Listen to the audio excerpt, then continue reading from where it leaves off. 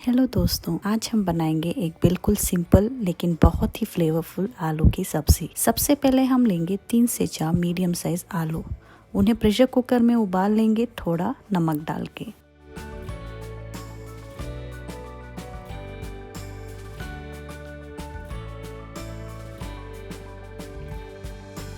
हम मसालों का मिक्स रेडी कर लेते हैं। एक बाउल में लेंगे 1 टीस्पून लाल मिर्च पाउडर, 1 टीस्पून धनिया पाउडर, आधा स्पून हल्दी पाउडर, आधा स्पून गरम मसाला।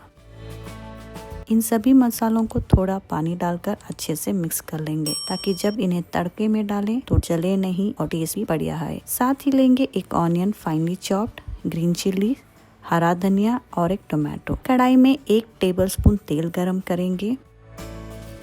इसमें हम डालेंगे आधा चम्मच जीरा, थोड़ा साबित गरम मसाले जैसे लौंग, इलायची, दालचीनी का छोटा सा टुकड़ा। अब इसमें डालेंगे चॉप प्याज और इसे हल्के से भूनेंगे।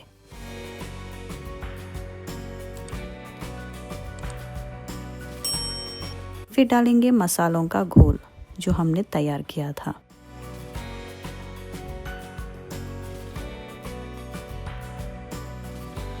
अब डालेंगे टोमेटो, हरी मिर्च,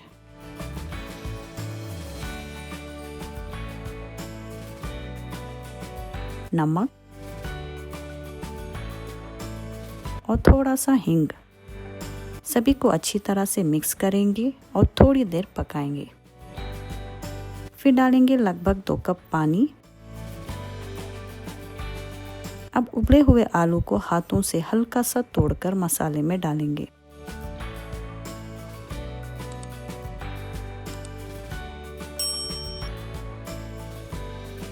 लास्ट में डालें गरम मसाला, फ्रेश धनिया